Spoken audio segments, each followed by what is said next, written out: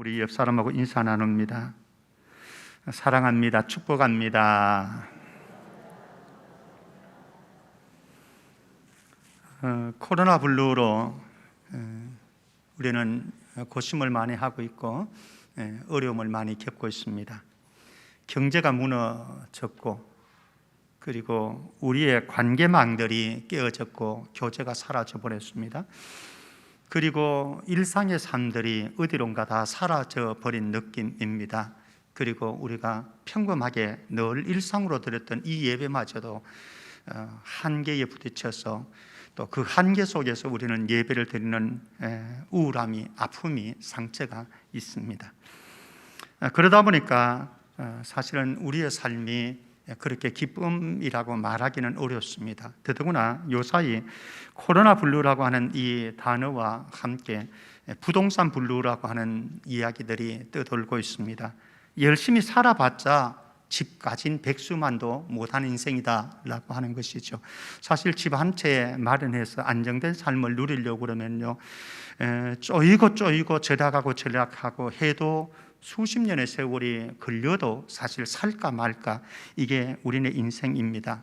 그러다 보니까 사람들이 마음에 질병이 찾아옵니다. 그래서 우울하기도 하고, 어떤 분들은 우리의 환경과 현실이 뛰어넘기 어려운 장벽 같아서 우리의 삶이 공황장애 속에서 어려움을 겪기도 하고, 이런 우울한 마음과 또 우리의 부딪히는 현실이 너무나 우리의 마음을 옥죄어 오기 때문에, 그래서 우리의 육체의 질병까지도 여기저기 찾아오는 것을 보게 되어집니다. 자, 이 시점에서 저는 저희를 향해서, 그리고 여러분들을 향해서 질문 던지고 싶습니다. 여러분들은 지금 기쁘고 즐겁고 행복하십니까? 여기에 방점은 어디에 있는가 하면은 지금이라고 하는 곳에 있습니다. 여러분들은 지금 기쁘십니까? 즐겁습니까? 행복하십니까?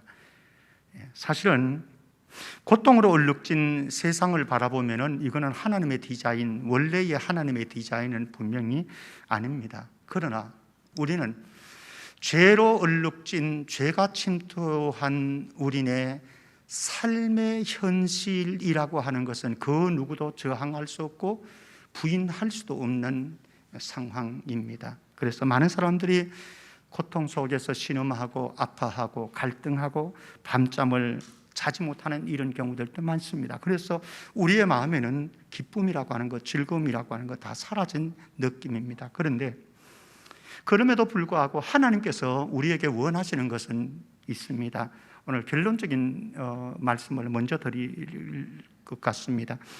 이러한 환난과 고통과 어려운 상황과 시점 속에서도 하나님의 주권을 절대적으로 신뢰하고 믿는 믿음으로 살아갈 때에, 그리고 주님의 선한 목적을 기대하면서 순간순간 살아갈 때에 결국은 우리에게 빼앗겼던 기쁨과 즐거움과 행복감이 다시 찾아오지 않겠는가? 여러분들 스스로에게 질문하면서 오늘 말씀 속으로 들어가 보십시다. 하나님께서 나에게 무엇이라고 오늘 말씀하시는지, 여러분들 한 분 한 분에게 무엇이라고 말씀하시는지, 지금 여러분들은 기쁘십니까? 즐겁습니까? 행복하십니까? 만약에 그렇지 않다고 한다면 오늘 말씀 속에서 한번 해답 찾아 보십시다. 첫 번째, 오늘 4절 말씀에 보면은 바울은 빌립보 교회 성도들에게 이렇게 권면을 합니다. 4절 우리 같이 읽으십시다. 나에게 주신 음성으로 함께 받으면서 시작. 주 안에서 항상 기뻐하라. 내가 다시 말하노니 기뻐하라. 사실 이 빌립보서는 기쁨의 서신이라고 말합니다. 그래서 기뻐하라 굉장히 강조하는 것이 빌립보서입니다. 사실 우리가 기뻐하라라고 하면은 그럭저럭은 수긍할 수가 있습니다. 기뻐하라라고 한다면은. 그런데 우리의 마음에 부담감을 안겨주는 것이 있는데 무엇인가 하면, 오늘 바울은 빌립보 교회 성도들에게 주 안에서 항상 기뻐하라. 사실 이게 어떻게 가능합니까? 저와 여러분들의 삶의 현장에서 실질적으로 비합리적인 명령 같고요, 이건 명령형이거든요. 권유형이 아닙니다. 너 기뻐해야 된다, 기뻐할 수 없겠니? 이런 정도가 아닙니다. 기뻐하라, 주 안에서 항상 기뻐하라. 이게 명령형이거든요. 어떻게 보면 굉장히 불합리한 명령 같고, 그리고 비합리적인 명령 같은 이런 느낌이 들어집니다. 그런데 바울은 빌립보 교회 성도들에게는 이 말씀 권면을 하는 것이 아니라요, 이 역설적인 권면을 데살로니가 교회 성도들에게도 동일하게 하는데요. 데살로니가전서 5장 16절 18절, 우리가 너무 좋아하는 말씀 암송 내지는 함께 읽겠습니다. 시작. 항상 기뻐하라, 쉬지 말고 기도하라, 범사에 감사하라, 이것이 그리스도 예수 안에서 너희를 향하신 하나님의 뜻이니라. 항상 기뻐하라. 데살로니가 교인들에게도 이 역설적인 권면을 하는 거예요. 항상 기뻐하라. 사실 우리의 삶의 현장을 보면은 그러하지 못할 때가 너무나 많거든요. 사실 저와 여러분들이 살아가면서요, 기뻐할 순간들도 사실 많지요. 어쩌면은 지금도 여러분들에게는 기뻐할 이유가, 또 즐거워할 이유가, 행복감을 느끼는 이유가 나름대로 다 있으리라고 생각합니다. 그런데 왠지 제가 이렇게 다시 한번 묵상하면서 생각을 해보니까요, 저희들 우리 인생을 이렇게 살아가는 동안 어쩌면은 기뻐할 순간보다는 기뻐하지 못할 순간들이 더 많은 것 같은 느낌이 듭니다. 제 개인적인 주관적인 부분인지는 모르겠습니다만 아마 대부분의 사람들이 그런 공통적인 느낌을 가지고 있지 않을까 싶습니다. 그렇다고 한다면 바울은 지금 억지를 부리는 것입니까? 그렇지 않다라고 하는 겁니다. 그렇지 않고 분명히 역설적인 권면이기는 하지만 이 권면은 불변의 진리라고 하는 거예요. 왜? 이것이 너희를 향하신 하나님의 뜻이니라. 하나님의 디자인은, 하나님이 우리에게 가지고 계시는 마음이고 원함이라고 하는 거예요. 그러니까 이건 불변의 진리인 거죠. 항상 기뻐하라. 쉽지는 않지만은 이것이 가능한 것은 하나님께서 가능하기 때문에 우리에게 이런 역설적인 권면이지만, 명령이지만 우리에게 하신 것 아니겠습니까? 자, 그런데 이것이 가능한 설득력 있는 권면이라고 하는 것을 제가 한번 증명시켜 드리겠습니다. 누구를 통해서 증명하는가 하면은 바울 자신의 삶의 고백을 통해서 한번 증명해 보겠습니다. 만약에 이렇게 한번 생각을 해 보십시다.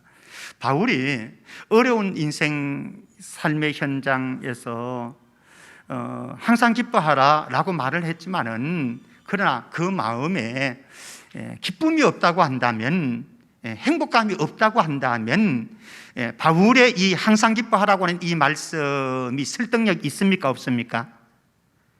설득력이 없지요.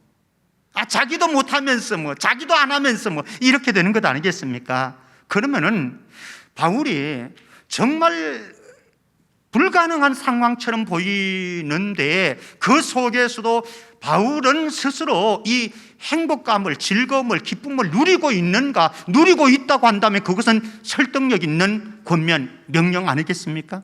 자, 두 가지로 제가 한번 바울의 빌립보서 안에서만 한번 말씀드려 보겠습니다. 빌립보서 1장 17절 18절 말씀입니다. 거기에 보면 고통스러운 현실 앞에서 누린 기쁨에 대한 소개를 해주고 있습니다. 한번 볼까요? 그들은 나의 매임에 괴로움을 더하게 할 줄로 생각하여 순수하지 못하게 다툼으로 그리스도를 전파하는다. 그러면 무엇이냐? 거칠어로 하나 참으로 하나 무슨 방도로 하든지 전파되는 것은 그리스도니 이로써 나는 기뻐하고 또한 기뻐하리라.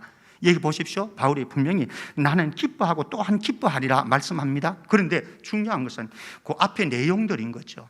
내용들 두 가지를 우리는 포인트를 둘 수 있습니다. 첫 번째는 그들은 나의 매임이라고 말씀합니다. 내가 매였다라고 하는 겁니다. 이게 무슨 말입니까? 바울이 로마 감옥에 죄수로 수감되어 있다라고 하는 겁니다. 저는 경험이 있습니다. 대학교 그때가 4학년 때였지 아마. 4학년 때에 예전에 근대 사건이 있었을 때에 데모를 정말 엄청나게 했거든요. 그때 데모를 엄청나게 했는데 그때 이제 우리 교수님은 수업하자라고 해서 수업을 했어요. 수업하다가 정경들이 다 들이닥친 거예요. 학교를 완전히 장악해가지고 뭐 수업하고 데이트하던 사람 상관없이 그때 다 끌려갔어요. 그래서 성동구치소에서 3일 제가 있었던 경험이 있습니다. 다시는 가지 말아야지. 정말 갈 곳이 안 되더라고요. 갈 곳이 안 돼요. 그런데 성동구치소에 있는 것보다 바울은 훨씬 더 열악한 상황이죠. 로마 감옥에 감금되어 있는 이 죄수의 신분. 이 상황 속에서 항상 기뻐한다. 기뻐하고 또한 기뻐하리라. 사실 어렵지요. 예, 어려운 현실이 분명합니다. 두 번째, 이 속에서 또 하나는 그들은 나의 매임에 괴로움을 더하게 할 줄로 생각하여 라고 말씀합니다. 빌립보 교회 성도들 안에는요, 바울의 지지파도 있는가 하면은 바울의 대적파도 있습니다. 근데 이 바울을 대적하는 교인들 가운데 일부는 바울에게 자꾸 괴로움을 더하고 있습니다. 괴로움을 더하고 있습니다.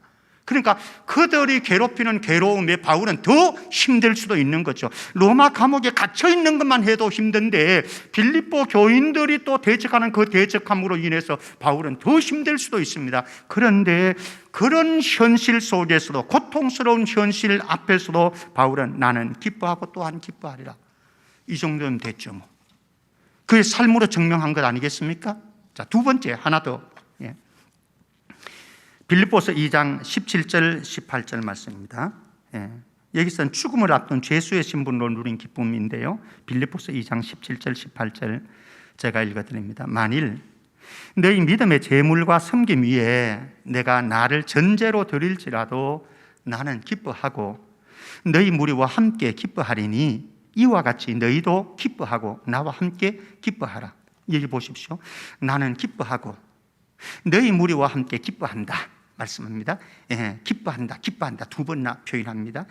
그리고 자신뿐만 아니라 이와 같이 나처럼 너희도, 빌립보 교회 성도들 너희도 기뻐하고 나와 함께 기뻐하라 명령을 합니다. 권면을 합니다. 자, 그러면은 바울이 빌립보 교인들에게 너희도 기뻐하고 나와 함께 기뻐하라라고 말씀하는데 그 근거를 나도 그렇게 하고 있다라고 하는 겁니다. 나도 그렇게 하고 있는데 바울이 나도 기뻐하고 기뻐하는 그 삶의 정황이, 조건들이, 환경들이 어떠냐, 우리의 관심 아니겠습니까? 이미 제가 말씀드렸던 것처럼 로마 감옥에 갇혀 있다고 말씀드렸습니다. 큰 전제입니다. 그리고 또 하나는 오늘 말씀 보면은 17절 18절 보면은 만일 너희 믿음의 제물과 섬김 위에 빌립보 교인들의 섬김과 또 그들이 드리는 헌신과 이런 삶의, 믿음의 삶의 여정 위에다가 나를 전제로 드린다 이렇게 말씀합니다. 나를 전제로 드린다.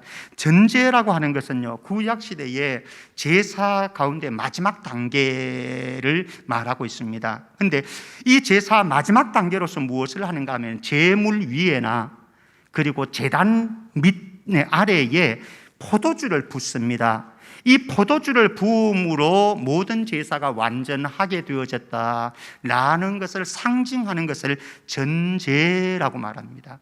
빌립보 교인들의 제물과 섬김 위에, 너희들의 믿음의 여정 위에, 헌신 위에, 삶 위에 내가 나를 전제로 포도주로 쏟아붓습니다. 무엇을 쏟아붓느냐? 내 생명을 쏟아붓는다.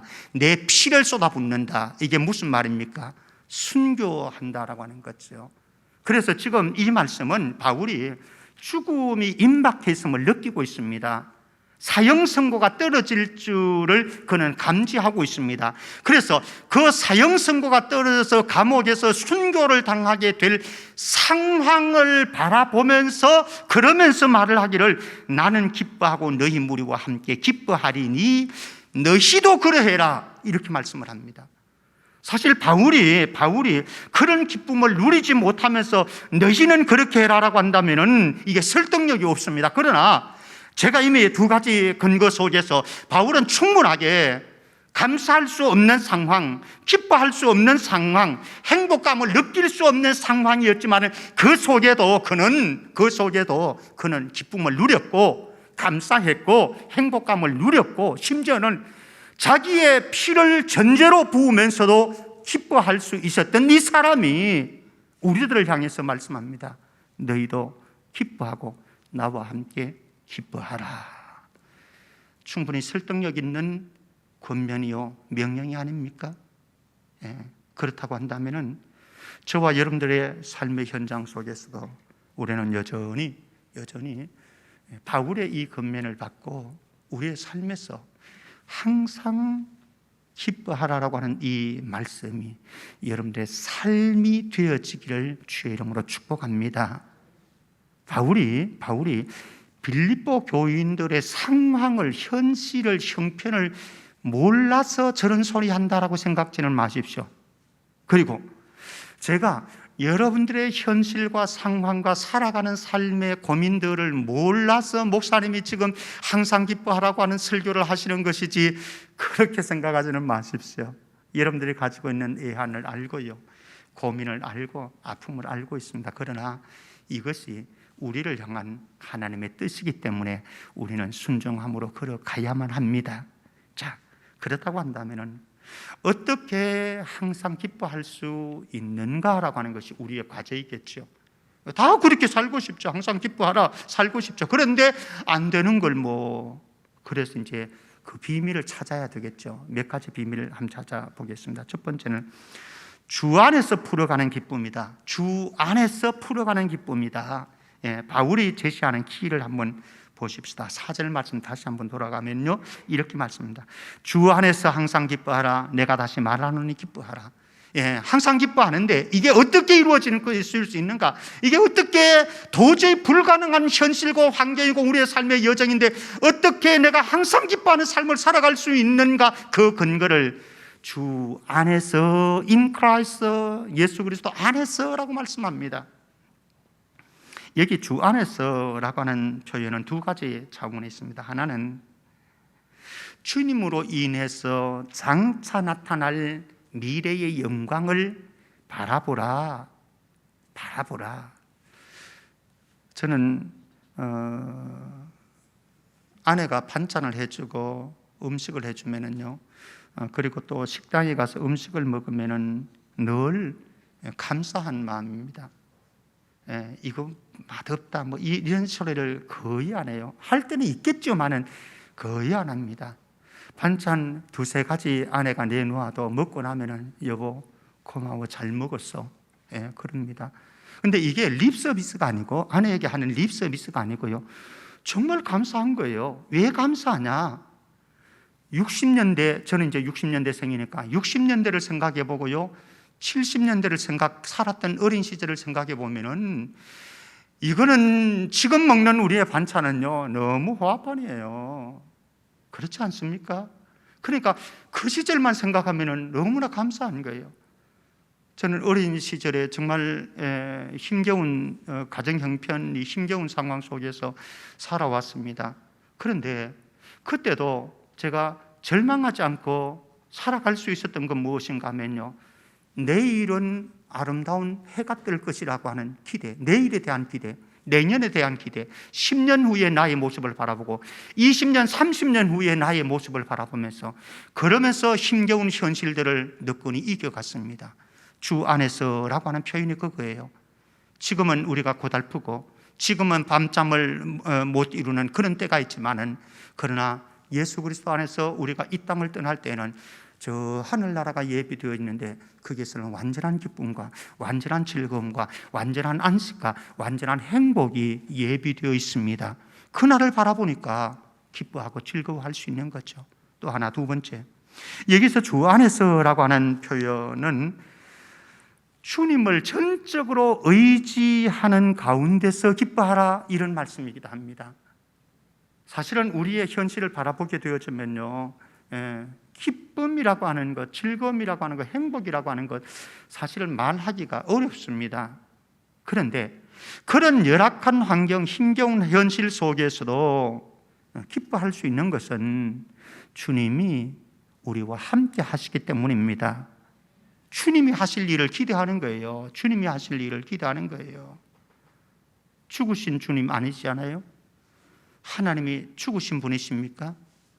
여러분들의 모든 형편과 사정 다 알고 계시는데 그 하나님이, 그 주님이 여러분들을 버려두시겠습니까? 아니라고 하는 거죠. 그래서 주 안에서 항상 기뻐하라. 주님 안에서 머무르는 일상이 되어지기를 주의 이름으로 축복합니다.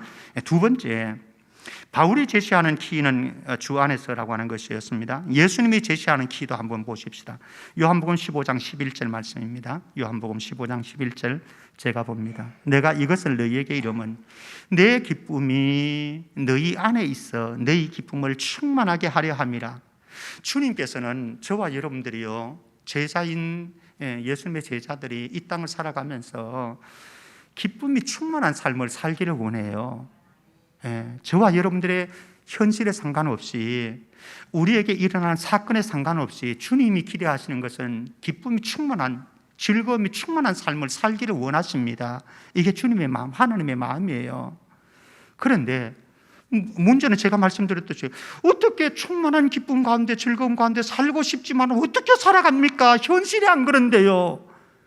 하나는 주 안에서 살아라라고 하는 것을 말씀드렸습니다. 두 번째는 예수님이 말씀합니다. 내 기쁨이 너희 안에 있어 라고 하는 거예요. 주님은 십자가 위에서도 기쁨을 누렸던 분 아닙니까? 평안을 누렸던 분 아닙니까? 대적하는 사람들의 침뱉음 앞에서도, 조수 앞에서, 조롱 앞에서도 예수님은 평안을 누렸고 기쁨을 누렸지 않습니까? 그 주님의 기쁨이 있다고 하는 거예요. 주님의 기쁨을 여러분들에게 부어주겠다라고 하는 겁니다. 한 주간도 우리의 자원으로서는, 우리의 마음의 의지적인 결단으로서는 불가능해요. 왜? 우리는 우리의 현실 앞에서, 우리에게 닥쳐오는 일들 앞에서 무너지거든요. 무너지는데 주님이 가지고 있는 그 기쁨을 저와 여러분들에게 부어주시면 이런 현실 속에서도 저는 기뻐할 수 있습니다. 이번 한 주간에도 주님이 주시는 기쁨들이 여러분들에게 몰려갔으면 좋겠습니다. 세 번째 키, 다윗의 키, 다윗이 제시하는 키가 있습니다. 시편 16편 9절에서 11절 말씀 보면은요, 먼저 1절 말씀 한번 주목해 볼 필요성이 있습니다. 1절에서 다윗이 이렇게 말을 합니다. 하나님이여 나를 지켜주소서, 내가 죽게 피하나이다. 이렇게 말씀합니다. 자, 이 말씀에 가만히 주목해 보십시오. 이거는 다윗의 간구이거든요. 기도이거든요. 타는 기도이거든요. 하나님이여, 무엇을 기도하는가? 두 가지. 나를 지켜주십시오. 두 번째, 내가 죽게 피하겠습니다. 피하나이다. 두 가지. 자, 그러면 요 두 가지, 나를 지켜주소서, 내가 죽게 피하나이다 라고 하는 이 간구 속에 저변을 여러분들 한번 상상을 해 보십시오. 편한 형편입니까? 좋은 환경입니까? 아니지요. 지켜달라고 하는 것은 뭔가는 불안한 거예요. 뭔가는 지금 불안한 환경에 일들이 처해 있는 거예요. 그리고 내가 죽게 피합니다. 왜 피하겠습니까? 뭔가는 있다고 하는 거예요. 우리가 다윗의 인생 너무나 잘 알잖아요. 얼마나 험악한 세월을 살았습니까? 사울이 죽이려고 쫓아다녔고, 그리고 나중에는 신하들이, 그리고 압살롬이 그를 반역해서, 아버지를 반역해서 왕권을 찬탈하려고 그렇게 배반도 했고, 그런 현실 속에서 하나님 앞에 간구하여 하나님이여 나를 지켜주셔서 내가 죽게 피하나이다. 자, 그런데 여기에서 이런 삶의 현실이 있는데, 정황이 있는데, 이 속에서 다윗의 고백을 한번 들어보자라고 하는 겁니다. 9절 말씀, 9절과 11절을 봅니다. 9절 말씀 먼저 봅니다. 9절 같이요, 시작. 이러므로 나의 마음이 기쁘고 나의 영도 즐거워하며 내 육체도 안전히 살리니. 보십시오. 그가 나의 마음이 기쁘고 나의 영도 즐거워하며 내 육체도 안전히 살리니. 사랑하는 성도 여러분, 다윗이 좋은 환경에서, 편안한 환경에서 이런 고백하지 않잖아요. 정말로 어떤 측면에서는 죽기보다 못한 이런 비참한 심정이 들 수도 있습니다. 그런데 그 속에서 나의 마음이 기쁘고 나의 영도 즐거워합니다. 11절 말씀 한번 보십시다. 11절 같지요? 시작. 주께서 생명의 길을 내게 보이시리니 주의 앞에는 충만한 기쁨이 있고 주의 오른쪽에는 영원한 즐거움이 있나이다. 여기 보십시오. 주의 앞에는 충만한 기쁨이 있고 충만한 기쁨입니다. 그리고 주의 오른쪽에는 영원한 즐거움이 있나이다. 충만한 기쁨, 영원한 즐거움.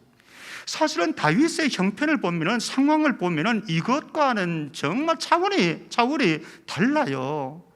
전혀 환경이 조성되어지지 않는 상황입니다만은 그는 충만한 기쁨을 덜먹거리고 있고 영원한 즐거움을 덜먹거리고 있는 거예요. 왜 이게 가능한가? 10절 말씀. 이는 주께서 내 영혼을 소홀히 버리지 아니하시며 주의 거룩한 자를 멸망시키지 않으실 것임이니이다. 이 확신이 있는 거예요. 이 확신이. 대적들이 있지만은, 그리고 그의 인생에 고난의 현장들이 있지만은, 어려운 일들이 터지지만, 그러나 주께서 내 영혼을 소홀히 절대로 버리지 아니하실 것입니다. 그리고 주의 거룩한 자를, 나를, 다윗 자신을 가리키는 것 아니겠습니까? 주의 거룩한 자를 절대로 멸망시키지 않을 것을 저는 확신합니다. 이것이죠. 저와 여러분들이 왜 어려움이 없겠습니까? 앞으로 남은 인생 살아가는데도 왜 어려움이 없겠어요? 그러나 중요한 것은 그 상황 속에서도 주님이 이 세상 끝날 때까지 여러분들과 함께 하실 것을 믿으시기를 바랍니다. 그분이 여러분들을 저 지하 감옥에 던져넣지 않습니다. 멸망의 길을 던져넣지 않습니다. 주님이 함께 하시기 때문에 여러분들을 도와주시고 현실과 환경을 초월한 기쁨의 선물을 우리가 간직하면서 살아갈 수 있다라고 하는 거죠. 이번 주간이 현실에 침몰당하고 우리의 환경에 침몰당하는 삶이 아니라 주님이 함께하는 인생임을 우리가 알고 주님과 함께 동행하는 삶 속에서 현실과 환경을 초월한 기쁨들, 이것을 누려가는 은총이 있기를 주의 이름으로 축원합니다. 오, 이 기쁨 주님 주신 것, 오, 이 기쁨 주님 주신 것, 오, 이 기쁨 주님 주신 것, 주께 영광 할렐루야, 주만 찬양해. 오, 이 기쁨 어떻게 해요? 주님이 주신 기쁨, 주님이 주신 기쁨이 이번 한 주간 여러분들의 일상에 쏟아 부어지기를 주의 이름으로 축복합니다. 또 하나 중요한 것 있습니다. 5절 말씀 보십시다. 5절 말씀. 너희 관용을 모든 사람에게 알게 하라. 주께서 가까우시니라. 너희 관용을 모든 사람에게 알게 하라. 주께서 가까우신다. 우리가 살아가면서 관계에 매듭이 생겨지는 경우가 참 많습니다. 그렇죠? 부부 간에도, 부모와 자식 간에도요, 고부 간에도, 또 우리 공동체 생활을 하면서도 관계 속에서 매듭이 생겨지는 경우가 있어요. 직장 생활을 해도 여러분들 그런 경험들을 많이 하죠. 매듭이 생겨지는데, 사실 매듭이 만들어지면, 관계에 매듭이 만들어지면 즐거움이 사라집니다. 기쁨이 사라져요. 여러분들의 가정에도 그랬고 교회 공동체나 직장 생활에도 그런 거거든요. 그래서 정말로 우리가 주님이 주시는 충만한 기쁨을 회복하려고 한다면 우리의 삶 속에서 관계의 매듭을 그때그때 잘 풀어나가야 된다고 하는 거죠. 자, 관계의 매듭을 풀어가 나가는 데 있어서 소중한 거 3가지만 기억하십시다. 첫 번째는 마음의 매듭을 풀으라고 하는 겁니다. 여러분들의 마음에 묶어놓은 매듭을 풀어버리라고 하는 겁니다. 이거는 누구도 할 수 없습니다. 내가 할 수밖에 없는 겁니다. 그런데 내 삶 속에 마음의 매듭이 생겼을 때에 이것을 내가 풀지 아니하고 간직해 가면요, 여러분들이 기쁨의 삶을, 즐거움의 삶을, 행복한 인생을 살아갈 수가 없습니다. 뭔가는 짜증스럽고요, 불편하고 그렇습니다. 그런데 내 마음의 매듭을 풀어 젖혀놓고 나면요, 그 다음에는 나와 관계가 맺혀져 있는, 매듭이 맺혀져 있는 이 사람이 그 언젠가 풀려져요. 근데 대부분 우리는 이 사람이 풀어서 내 마음의 매듭도 풀려고 다 애를 씁니다. 근데 실패작이라고 하는 거죠. 그러지 말고 내 마음의 매듭을 풀어서 이 사람에게 보여주면 이 사람이 언젠가는 마음에 맺혀진 매듭을 풀 거라고 하는 거예요. 첫 번째입니다. 두 번째, 오늘 말씀처럼 너희 관용을 모든 사람에게 알게 하라 말씀합니다. 관용을 베풀라 라고 하는 겁니다. 관용을 베풀라. 좀 더 너그러우십시오. 조금 더 너그러우십시오. 그리고 조금 더 용서하고 용납하십시오. 그리고 좀 더 받아들이십시오. 사실 삶을 살아보니까요, 누구나 연약하고 실수를 하고 심지어는 죄를 지어서 허물을 가지고 있는 것이 우리의 인생입니다. 여기에는 예외가 없습니다. 누구나입니다.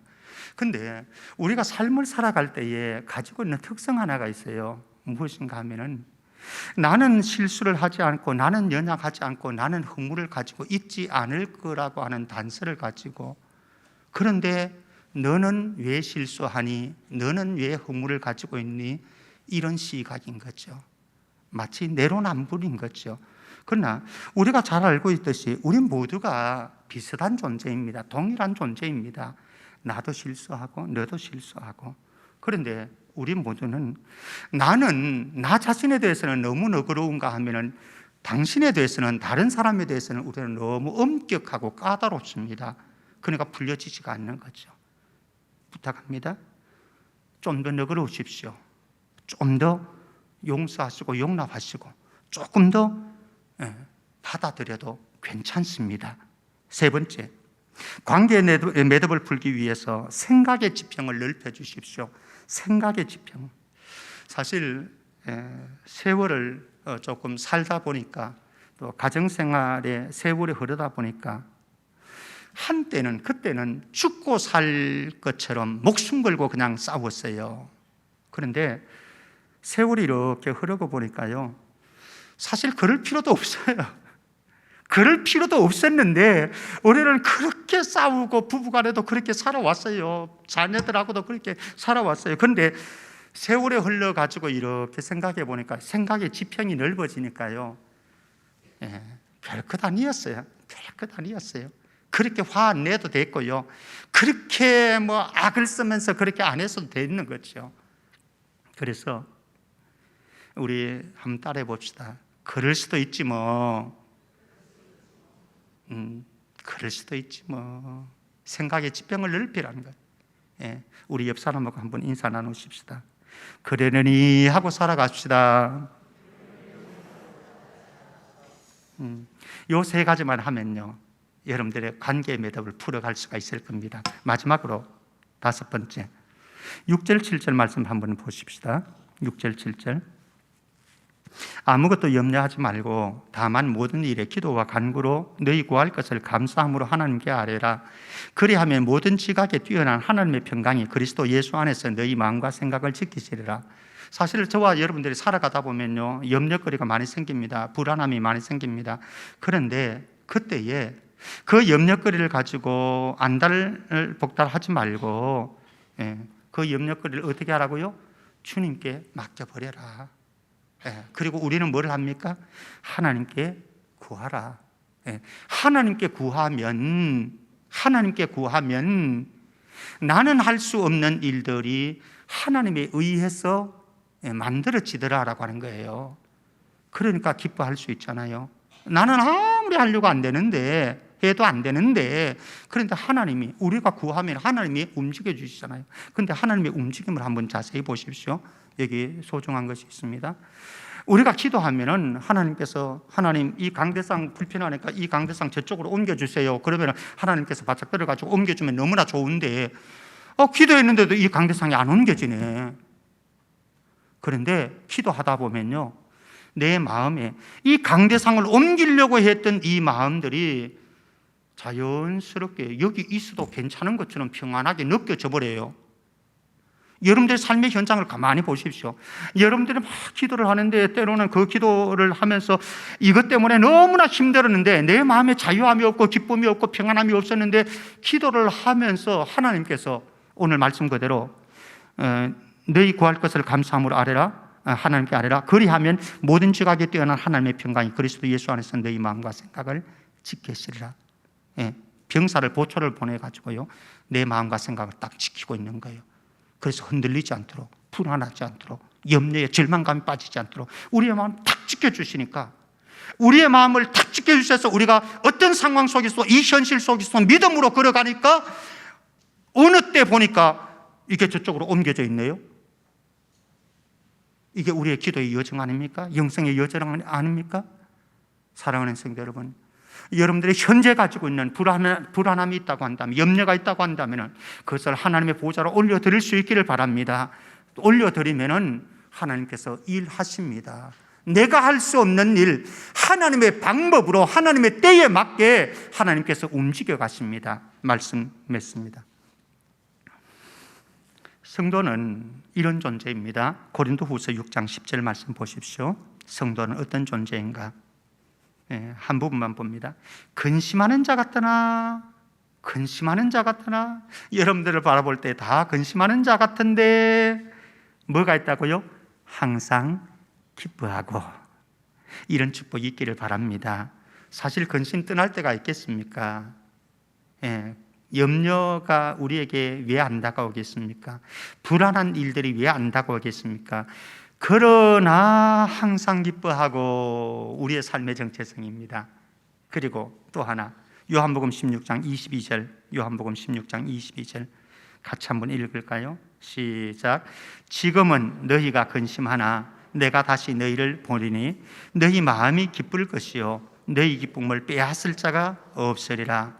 사실 저와 여러분들이 삶을 살아가는 동안 우리의 주변에서 일어나는 삶의 환경들과 사건들과 일들 때문에요, 우리는 근심할 수 있습니다. 근심합니다. 그리고 불안할 수도 있고요, 그리고 기쁨을 상실할 수도 있습니다. 그런데 그 기쁨을 상실하는 것이, 근심하는 것이, 염려하는 것이 잠시가 될 수 있기를 축복합니다. 영원히 빼앗기지는 말라는 거예요. 영원히 빼앗기지는 말라고 하는 거예요. 주님 주신 기쁨인데 영원히 빼앗기면서 삶을 산다고 한다면 이거는 정말로 불행한 그리스도인인 거예요. 잠시 말씀 한 구절만 봅니다. 갈라디아서 5장 22절 23절 말씀, 갈라디아서 5장 22절 23절 같이요. 시작. 오직 성령의 열매는 사랑과 희락과 화평과 오래 참음과 됐습니다. 성령의 열매는 사랑과 희락과, 여기 희락이 기쁨이에요. 기쁨이에요. 마귀는요, 저와 여러분들 삶 속에 있는 마음에서, 영혼에서 어떻게 하든지 기쁨을 빼앗아 가려고 합니다. 이게 마귀의 정체입니다. 그런데 성령님은 우리에게 오셔서 우리에게 기쁨을 선물로 자꾸 주려고 하는 거예요. 문제는 내가 성령의 사람이냐라고 하는 거예요. 성령께 속한 사람이냐라고 하는 거예요. 한 주간도 성령님이 우리 안에 계신데 그 성령님께서 저와 여러분들을 한 걸음씩 한 걸음씩 인도해 가셔서 우리는 그 인도함의 성령의 감동에 순종해서 우리 안에 빼앗긴 기쁨을, 즐거움을, 행복감을 다시 찾을 수 있기를 주의 이름으로 축원합니다. 하나님 아버지, 은혜 감사합니다. 우리 모두가 한 주간 동안 주의 말씀 안에서, 예수 그리스도 안에서, 성령의 은총 안에서 기쁨이 충만한 삶을 살 수 있도록 축복해 주옵소서. 거룩하신 예수 그리스도 이름으로 기도합나이다. 아멘.